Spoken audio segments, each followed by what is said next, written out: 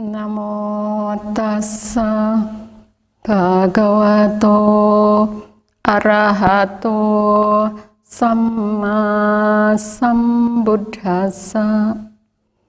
Namo tassa bhagavato arahato samma sambuddhassa. Namo tassa bhagavato arahato samma sambuddhassa. Selamat malam para upasaka upasika sekalian. Selamat berjumpa dalam kesempatan belajar Dhamma yang pada malam hari ini merupakan kebaktian yang diselenggarakan oleh Wihara Sanghamita Karawang. Para upasaka, upasika sekalian, pada umumnya kita menyukai hal-hal yang indah, apalagi menakjubkan, karena hal itu memberi kesenangan. Sudah tentu hal itu tidak salah. Namun jangan lupa, semua keindahan duniawi tidak luput dari hukum perubahan. Bila kita terlena, melekat, atau mengejar sesuatu yang menyenangkan itu, walaupun pada awalnya hanya sebatas kebutuhan, bila tidak waspada, akan dapat berkembang menjadi kemelekatan dan pada akhirnya membawa bahaya. Tentu yang berbahaya bukanlah benda tersebut, melainkan sikap batin kita terhadapnya. Kita diingatkan melalui syair Dhammapada yang ke-171. Pandanglah dunia ini seperti kereta kerajaan yang penuh perhiasan, yang membuat orang bodoh terlena di dalamnya. Tetapi orang bijaksana yang menyadari hal ini, tidak ada lagi kemelekatan dalam dirinya. Yang maknanya, bila kita terlena oleh hal-hal yang menyenangkan atau pada kehidupan duniawi yang indah, berarti itu sikap yang kurang bijaksana. Karena kelengahan dapat mengarah pada bahaya besar. Di dalam Anguttara Nikaya, kelompok 1, nomor 82, disebutkan, "Para biku, aku tidak melihat bahkan satu hal pun yang mengarah pada bahaya besar, selain daripada kelengahan. Kelengahan mengarah pada bahaya besar. Kenapa berbahaya?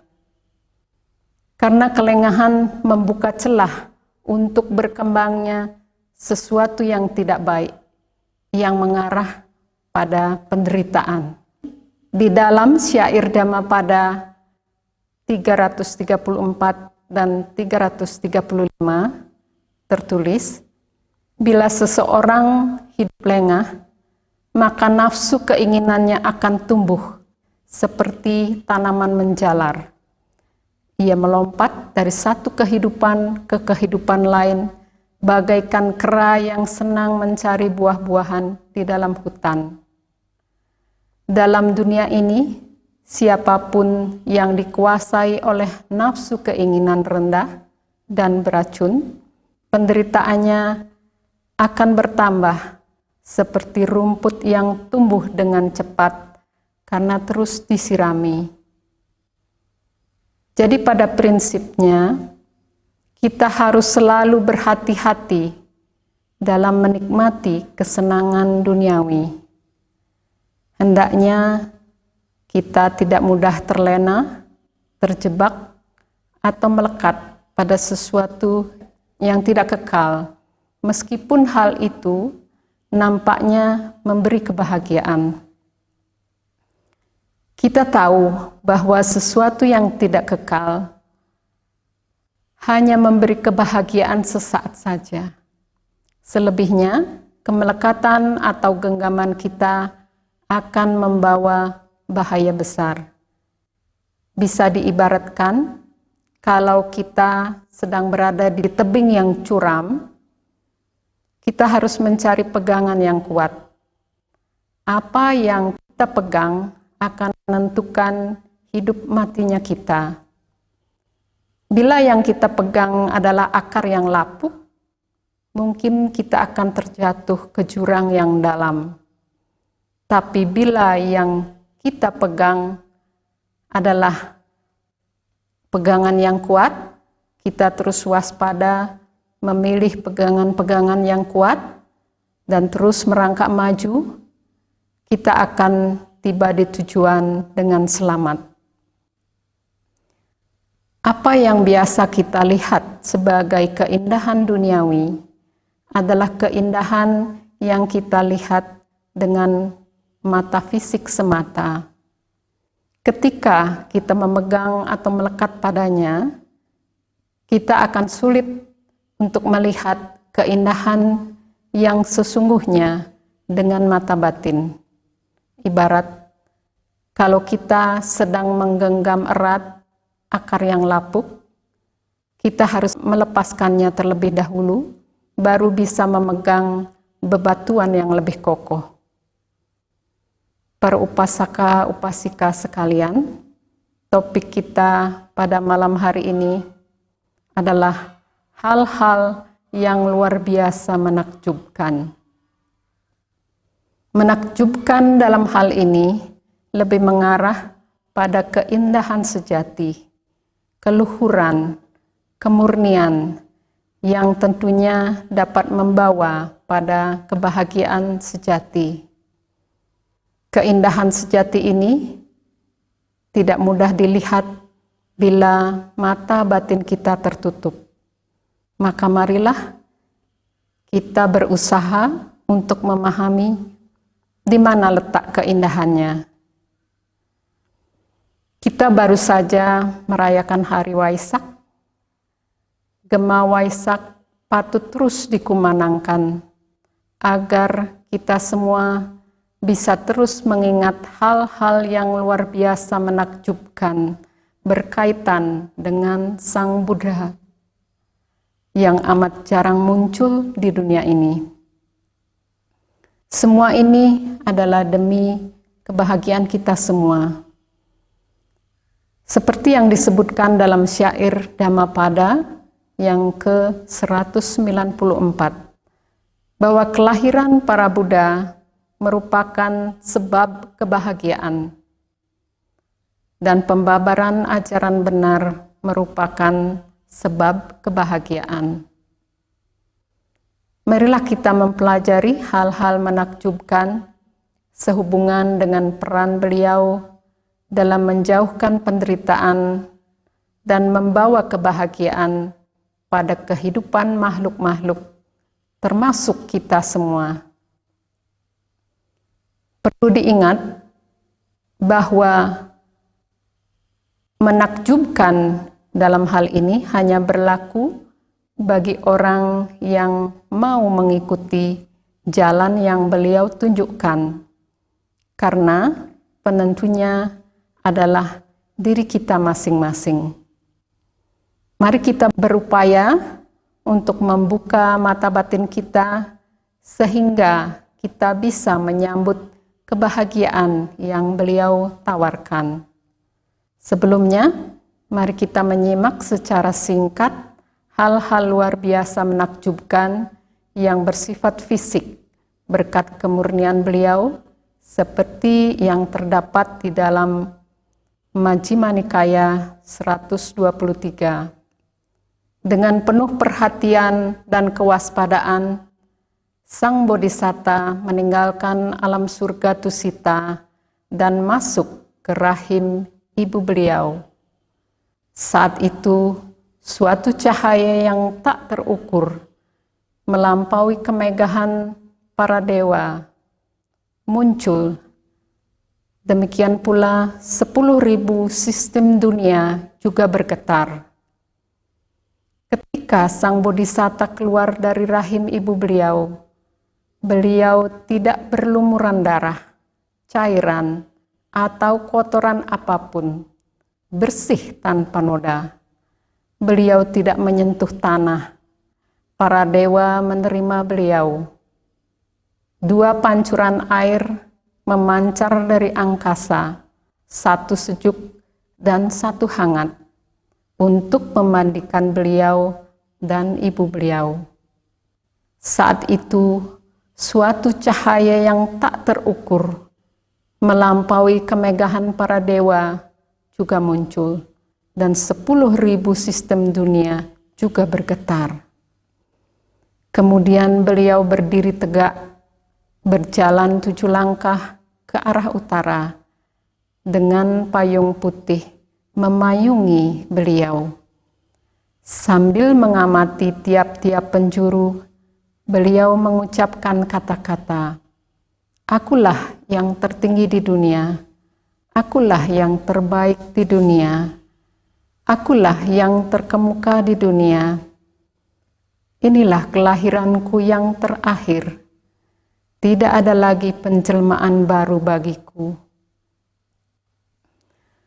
Di dalam Anggutara Nikaya kelompok 4 nomor 127 juga diuraikan tentang hal-hal menakjubkan berupa cahaya agung yang tak terukur pada saat beliau memasuki rahim ibu beliau, keluar dari rahim ibu beliau, saat mencapai pencerahan, dan saat beliau memutar roda Dhamma.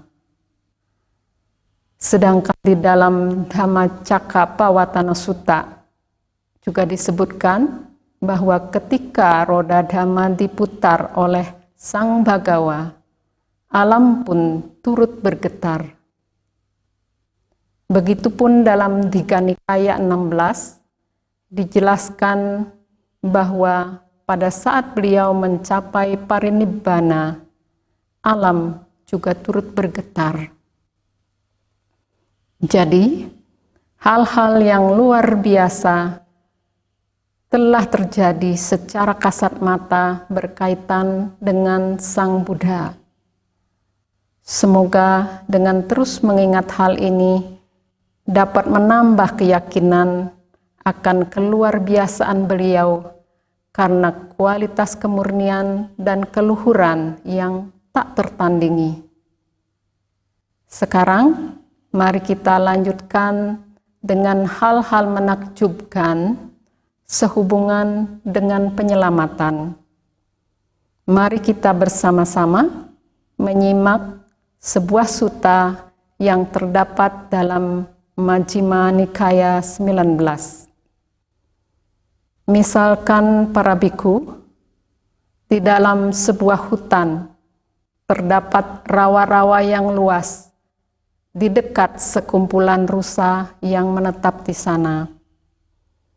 Kemudian seseorang datang menginginkan kehancuran, bahaya, dan belenggu bagi rusa-rusa itu, dan ia menutup jalan yang baik dan aman yang mengarah menuju kebahagiaan rusa-rusa itu. Dan ia membuka jalan palsu, dan ia meletakkan umpan dan memasang benda-benda tiruan, sehingga kumpulan rusa itu akan mengalami bencana, malapetaka, dan kehancuran. Tetapi seorang lainnya datang menginginkan kebaikan, kesejahteraan, dan perlindungan bagi rusa-rusa itu.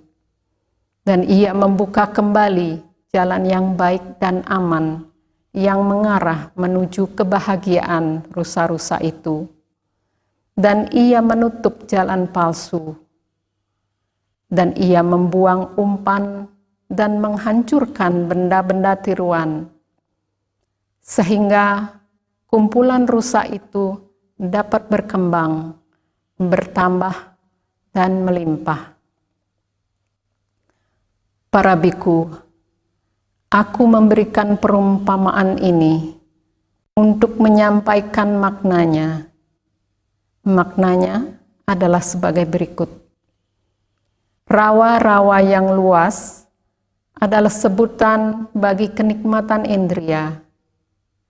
Sekumpulan rusa adalah sebutan bagi makhluk-makhluk. Seseorang yang datang menginginkan kehancuran, bahaya, dan belenggu adalah sebutan bagi Mara si jahat. Jalan palsu adalah sebutan bagi jalan salah berunsur 8, yaitu pandangan salah, kehendak salah, ucapan salah, perbuatan salah, penghidupan salah, usaha salah, perhatian salah, dan konsentrasi salah. Umpan adalah sebutan bagi kenikmatan dan nafsu. Benda-benda tiruan adalah sebutan bagi ketidaktahuan. Seseorang lainnya yang datang menginginkan kebaikan, kesejahteraan, dan perlindungan adalah sebutan bagi Sang Tathagata yang sempurna dan tercerahkan sempurna. Jalan yang baik dan aman yang mengarah menuju kebahagiaan rusa-rusa itu adalah sebutan bagi jalan mulia berunsur 8, yaitu pandangan benar, kehendak benar, ucapan benar, perbuatan benar, penghidupan benar, usaha benar, perhatian benar, dan konsentrasi benar. Demikianlah para biku, jalan yang baik dan aman yang mengarah menuju kebahagiaan telah dibuka kembali olehku. Jalan palsu telah ditutup. Umpan telah dibuang, benda-benda tiruan telah dihancurkan. Nah, dari sutta ini sangat jelas terlihat betapa besar belas kasih beliau kepada kita, betapa menakjubkannya peran beliau dalam menyelamatkan kita. Bila kita tidak memahami kondisi yang berbahaya ini, dan tidak memahami peran Sang Buddha tersebut, bisa dibayangkan kita bisa mengikuti jalan palsu dan terjebak dalam penderitaan yang berkepanjangan. Seperti rusa-rusa yang terjebak masuk rawa-rawa yang sangat berbahaya hanya demi mengejar umpan-umpan yang nampaknya menggiurkan. Nah, mari kita melihat ke dalam diri masing-masing. Apakah sudah menyadari bahaya ini?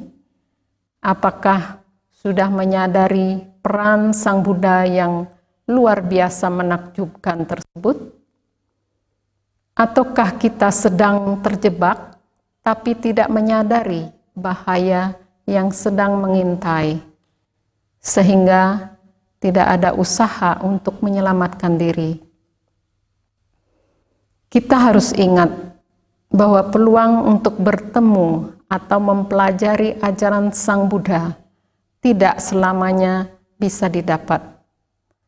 Seperti dalam syair Dhammapada ke-182 disebutkan, sungguh sulit munculnya seorang Buddha. Jadi bila kita tidak bertemu atau belajar Dhamma, kita tidak mengalami semua yang disebutkan tadi, yang artinya jalan yang baik dan aman yang mengarah menuju kebahagiaan belum dibuka. Yang belum dibuka adalah batin kita. Jadi batin kita masih belum memahami jalan itu. Dengan kata lain, kita belum tahu jalan yang baik dan aman yang mengarah menuju pada kebahagiaan.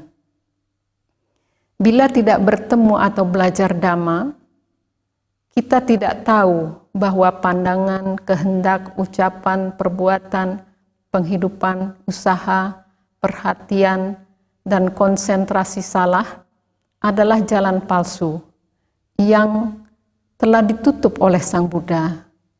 Maksudnya, kita tidak tahu itu berbahaya dan masih terus berada atau mengarah atau bahkan masuk ke jalan itu. Bila tidak bertemu atau belajar Dhamma, kita tidak tahu bahwa nafsu adalah umpan dan tidak tahu bahwa Sang Buddha sudah membuang umpan atau nafsu dari kamus sumber kebahagiaan.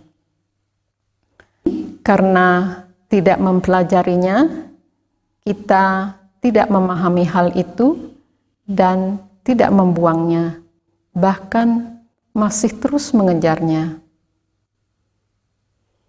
Dan bila tidak bertemu atau belajar Dhamma, kita tidak tahu bahwa benda-benda tiruan telah dihancurkan. Maksudnya di sini, kita tidak tahu bahwa Sang Buddha telah menghancurkan ketidaktahuan dan cara menghancurkannya telah ditunjukkan kepada kita. Sekarang kita sudah bertemu Dhamma. Bila setelah belajar Dhamma, setelah tahu semuanya ini, tapi tetap belum bangkit, belum mulai melakukan usaha atau melangkah, meninggalkan jalan palsu dan masuk ke jalan yang aman. Artinya, kita masih seperti rusa yang ada dalam bahaya, belum terbebas dari umpan, jalan palsu, dan benda-benda tiruan. Secara logika, semestinya kita berbondong-bondong memasuki jalan yang dibukakan oleh Sang Buddha, karena jelas-jelas beliau telah menunjukkan sesuatu yang luar biasa pentingnya bagi keselamatan kita. Jadi marilah kita berusaha untuk lebih membuka mata batin kita, untuk bisa lebih memahami betapa menakjubkannya peran Sang Buddha bagi makhluk-makhluk yang ingin hidup bahagia. Marilah kita renungkan lebih dalam lagi. Kalau saja tidak ada yang datang menolong dengan menutup jalan palsu, membuang umpan, menghancurkan benda-benda tiruan, bisa dibayangkan betapa mengerikannya kondisi kita yang terus-menerus berputar dalam penderitaan. Dan betapa menakjubkannya, betapa indahnya ketika kondisi itu disingkirkan dan dibuka jalan yang aman menuju pada kebahagiaan sejati. Sudah sepatutnya kita berusaha membangkitkan semangat juang untuk melepas genggaman pada keindahan-keindahan duniawi dan berpaling pada keindahan sejati, keindahan Dhamma, sang jalan yang membawa pada kebahagiaan sejati. Bila belum ada ketergugahan, kita harus memahami penyebabnya. Ketika hal-hal yang luar biasa menakjubkan ini sulit menyentuh batin kita, artinya kita masih sulit melihat segala sesuatu sebagaimana adanya. Kekotoran batin telah membutakan mata batin kita dan menyelewengkan pandangan kita. Seperti disebutkan dalam Anggutara Nikaya kelompok 4 nomor 49 tentang adanya penyelewengan persepsi, pemikiran, dan pandangan yang menyebabkan seseorang berpegang bahwa di dalam penderitaan ada kebahagiaan Di dalam hal-hal yang menjijikkan ada keindahan. Nah, karena merasa berada dalam kebahagiaan atau menuju pada kebahagiaan, maka kita sulit meninggalkan jalan yang salah itu.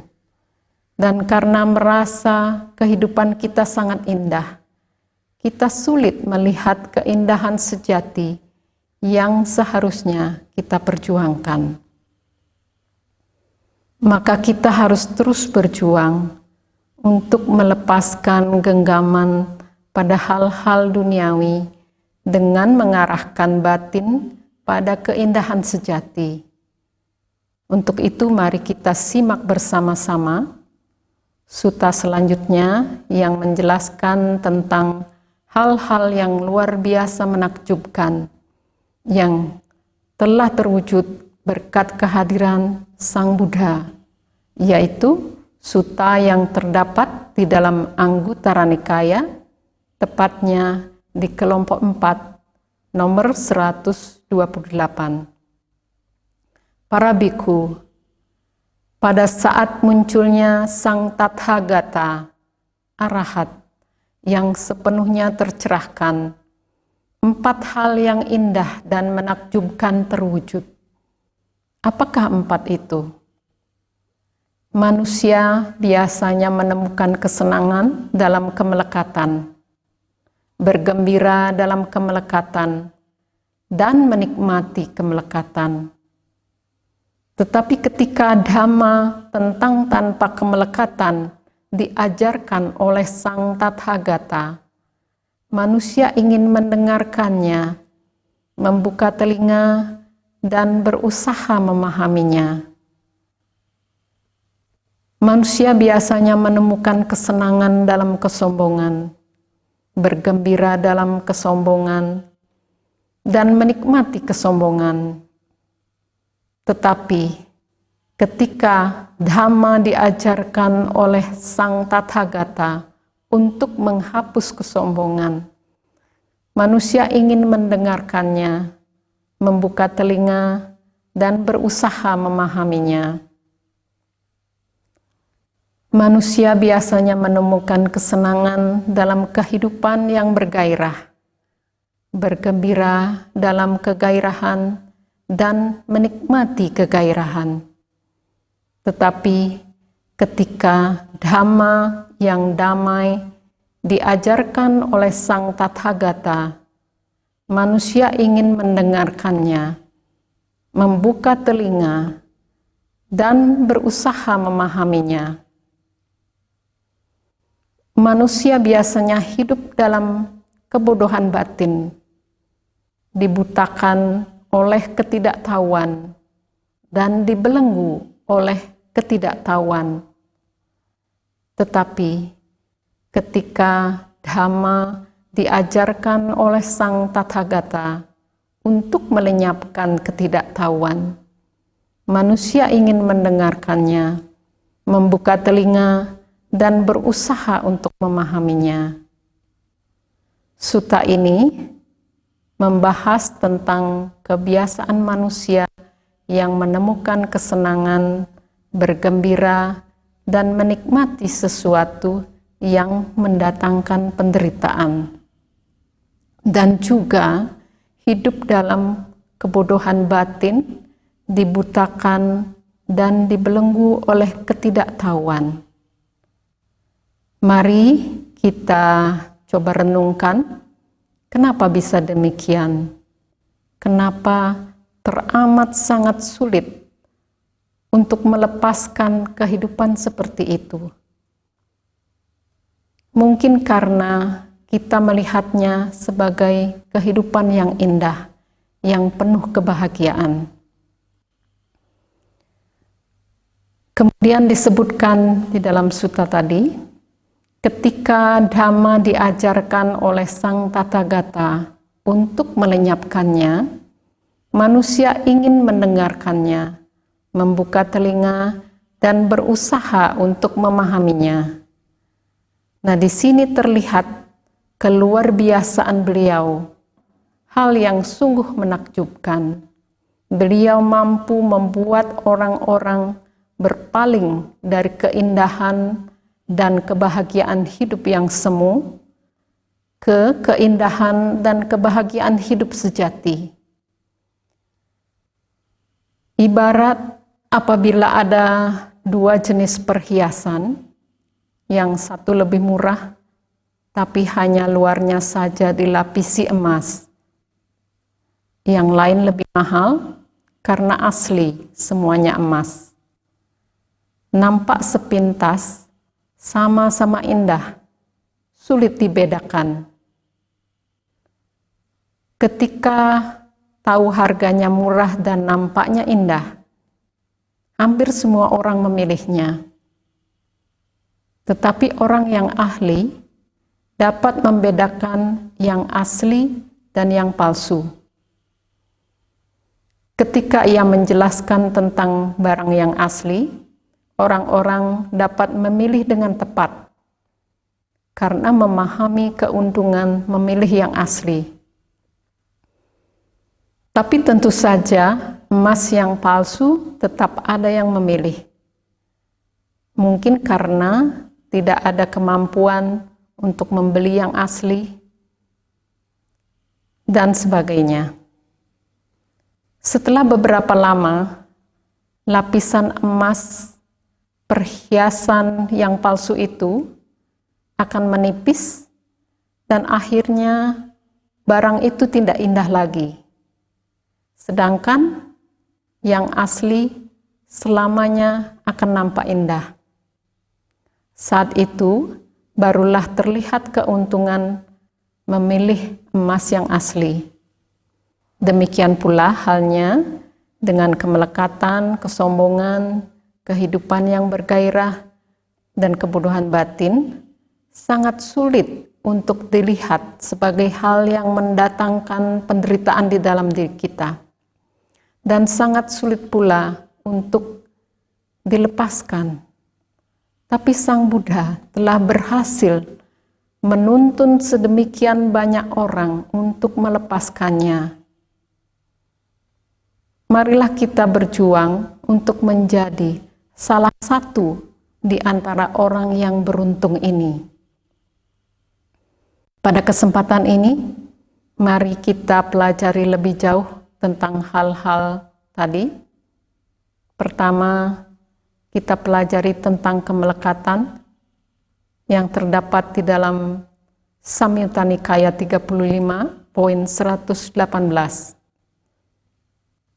Pada suatu ketika, Sang Bagawa sedang menetap di Rajagaha, di puncak Gunung Hering.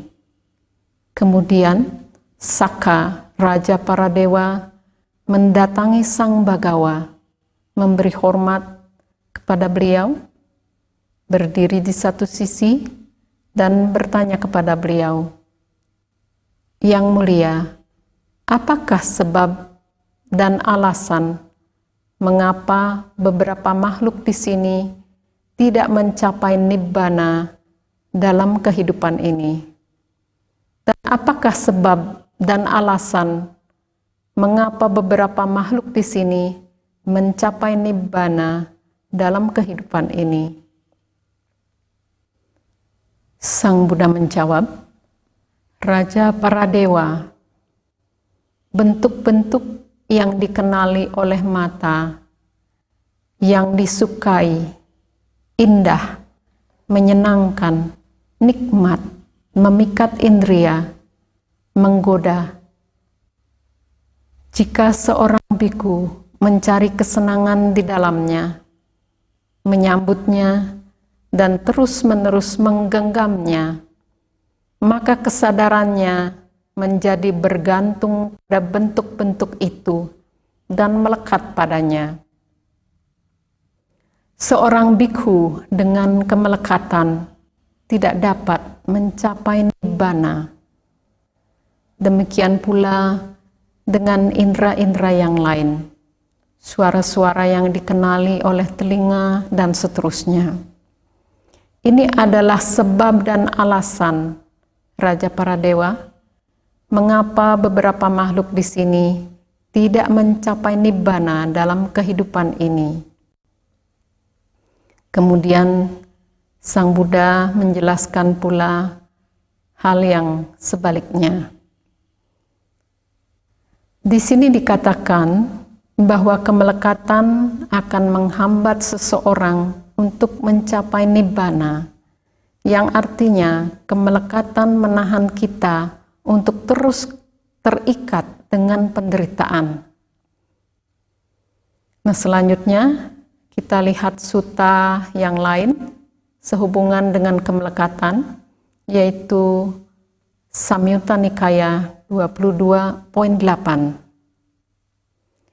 Para biku, aku akan mengajarkan kepada kalian mengenai gejolak melalui kemelekatan dan tanpa gejolak melalui ketidakmelekatan. Dengarkan dan perhatikanlah. Aku akan menjelaskannya. Dan bagaimanakah para biku gejolak melalui kemelekatan? Di sini para biku, kaum duniawi yang tidak terpelajar menganggap bentuk sebagai ini milikku, ini aku, ini diriku, sedangkan bentuknya itu berubah. Dengan berubahnya bentuk, muncullah dalam dirinya kesedihan, ratapan, kesakitan, ketidaksenangan, dan keputusasaan. Ia menganggap perasaan, persepsi, bentukan-bentukan kehendak, dan kesadaran sebagai ini milikku, ini aku, ini diriku. Sedangkan perasaan, persepsi, bentukan-bentukan kehendak, dan kesadarannya itu berubah. Dengan perubahan itu, muncullah dalam dirinya kesedihan, ratapan, kesakitan, ketidaksenangan, dan keputusasaan. Dengan cara demikianlah para biku gejolak melalui kemelekatan. Nah, demikian pula Sang Buddha menjelaskan kebalikannya. Dari sutta-sutta ini kita bisa semakin memahami akan bahaya kemelekatan.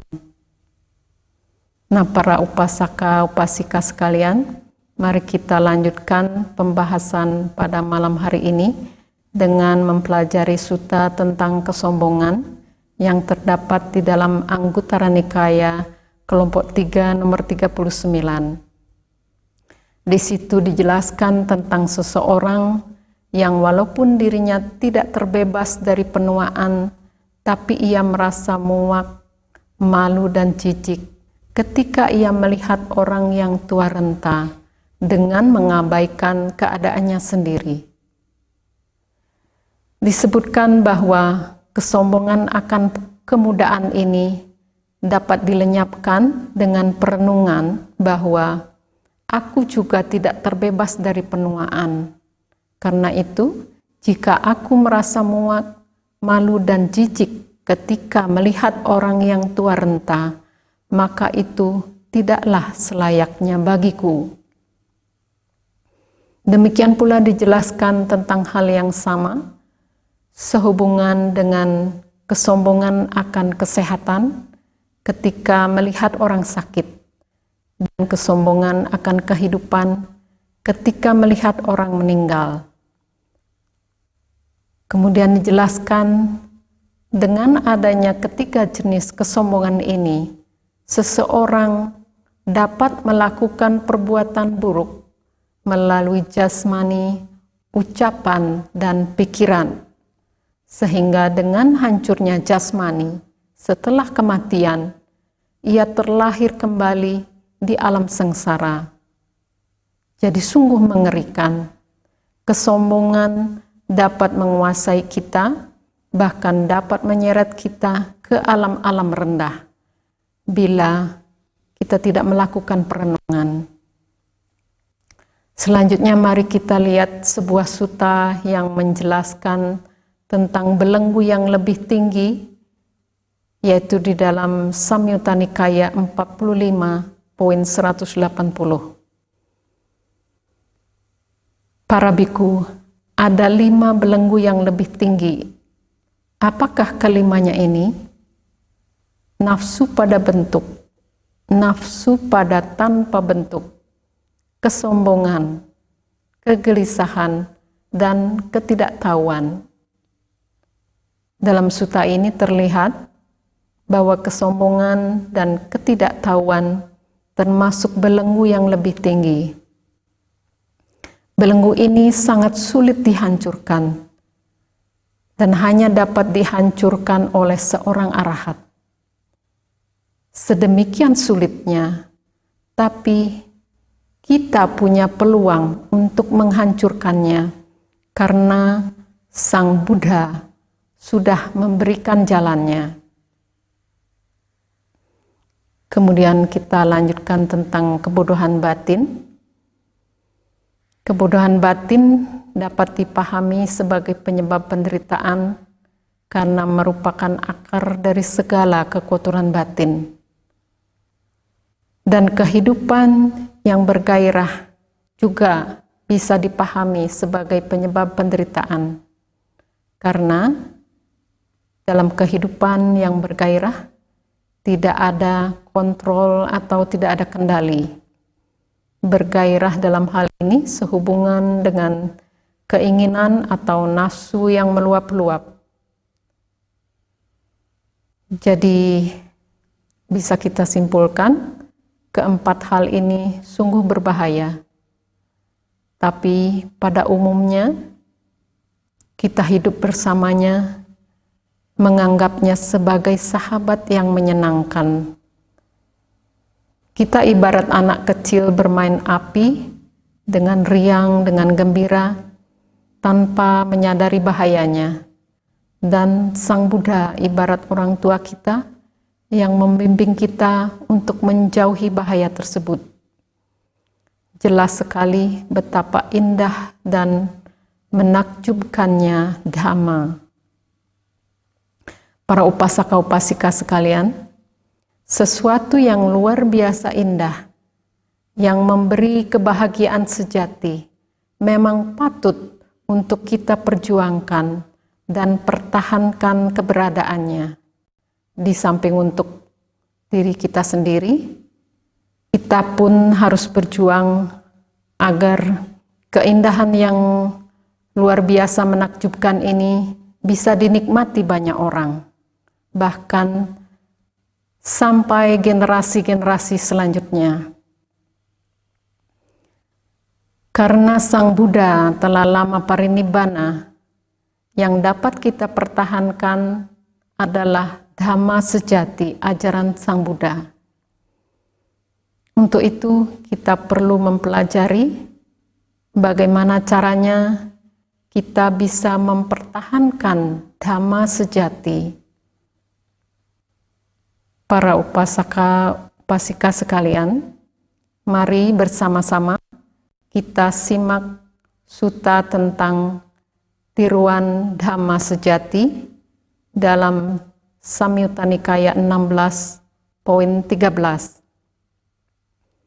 Kassapa, Dhamma sejati tidak akan lenyap selama tiruan dari Dhamma sejati tidak muncul. Tetapi ketika tiruan Dhamma sejati muncul di dunia ini, maka Dhamma sejati akan lenyap. Bagaikan kassapa, emas tidak akan lenyap selama tiruan emas tidak muncul di dunia ini. Tetapi ketika tiruan emas muncul, maka emas jati akan lenyap. Demikian pula, Dhamma sejati tidak akan lenyap selama tiruan dari Dhamma sejati tidak muncul. Tetapi ketika tiruan Dhamma sejati muncul di dunia ini, maka Dhamma sejati lenyap. bukan karena unsur tanah kasapa yang menyebabkan dhamma sejati lenyap, juga bukan unsur air, juga bukan unsur panas, juga bukan unsur angin. Adalah orang-orang yang tidak mengerti yang ada di sini, yang menyebabkan dhamma sejati lenyap. Dhamma sejati tidaklah lenyap seketika, bagaikan kapal tenggelam. Kasapa, terdapat 5 faktor perusak yang mengarah pada rusaknya dan lenyapnya dhamma sejati. Apakah 5 itu? Di sini, para biku, bikuni, upasaka atau umat awam laki-laki, upasika atau umat awam perempuan, berdiam tanpa penghormatan dan kesopanan terhadap sang guru. Mereka berdiam tanpa penghormatan dan kesopanan terhadap dhamma. Mereka berdiam tanpa penghormatan dan kesopanan terhadap sangha.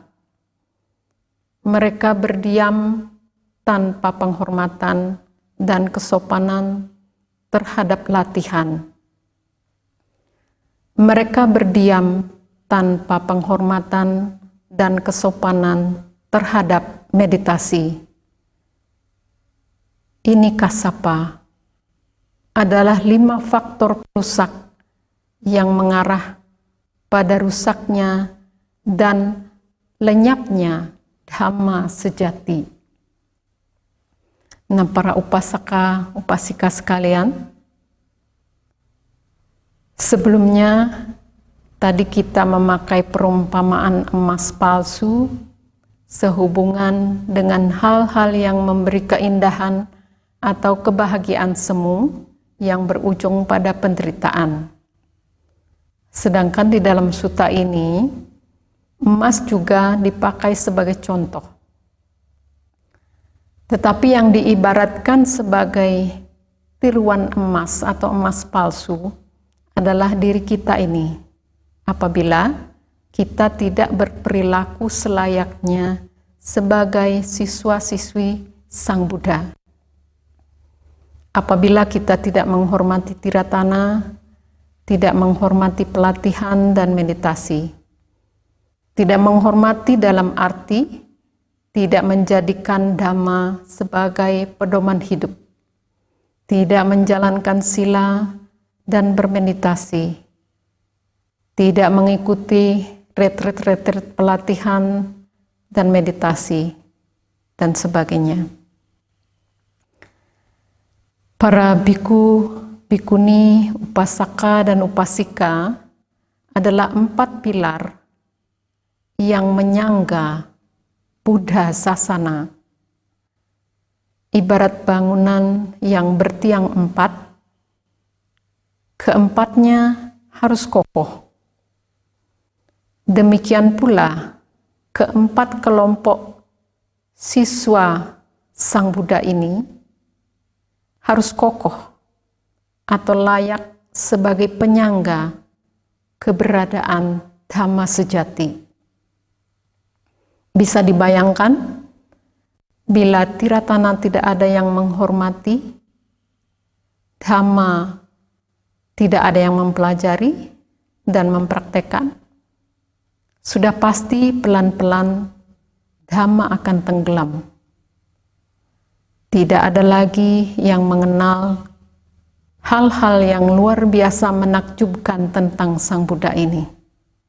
Tidak ada lagi keindahan yang menakjubkan yang semestinya bisa dinikmati oleh banyak orang dan generasi-generasi mendatang.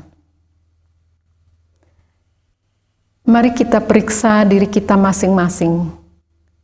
Apakah kita juga berperan dalam tenggelamnya dhamma sejati?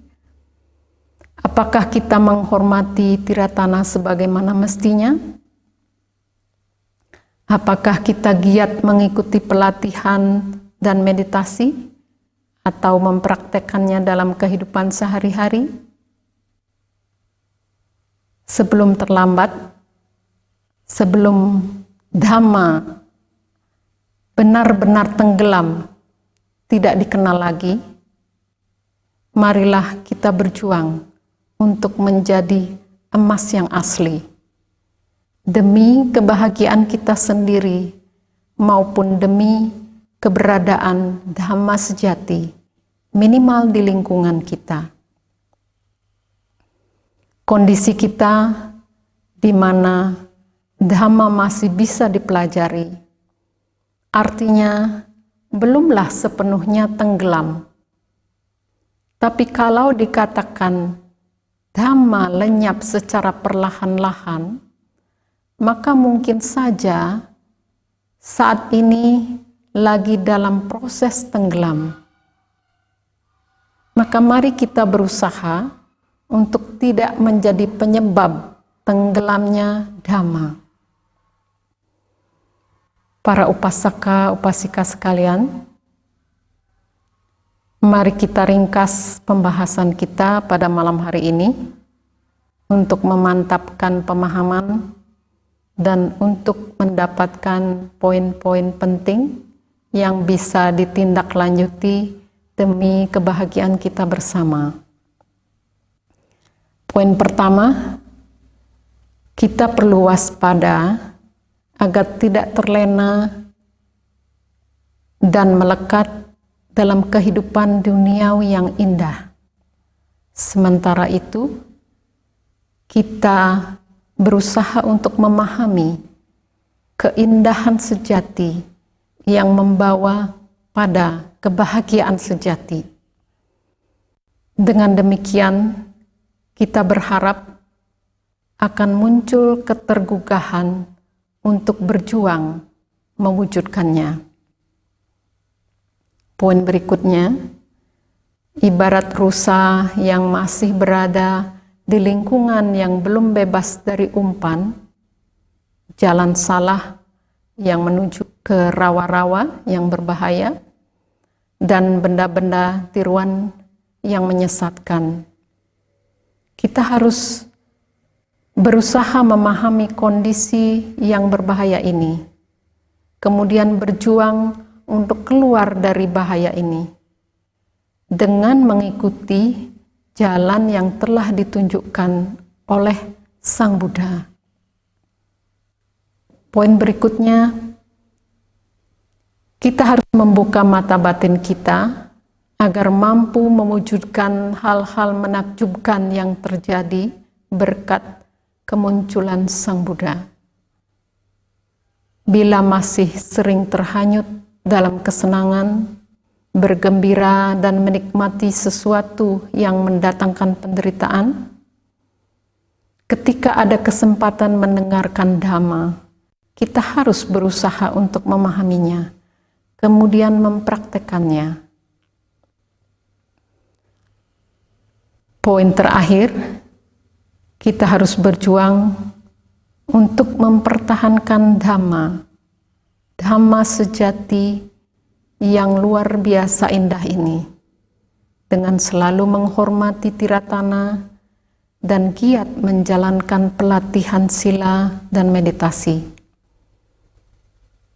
Karena bila kita masih dalam kondisi bahaya, sedangkan Dhamma sejati sudah tenggelam, kita harus sadar bahwa itu artinya kita akan menderita dalam waktu yang tak terhitung lamanya. Nah, semoga dengan perjuangan yang tak mengenal lelah, kita bisa mempertahankan Dhamma minimal di lingkungan masing-masing. Tentunya kita berharap semakin banyak orang yang mengenal dan mempraktekkan Dhamma, mempertahankan Dhamma sejati, sehingga kita bisa maju bersama, menikmati kehidupan yang indah dengan Dhamma sebagai penuntun. Demikianlah yang dapat saya sampaikan. Semoga semakin banyak yang tergugah dan turut berperan dalam mempertahankan Dhamma sejati, dan semoga semua makhluk turut merasakan kebahagiaan ini. Sabbe satta bhavantu sukhitata. Sadhu, sadhu, sadhu.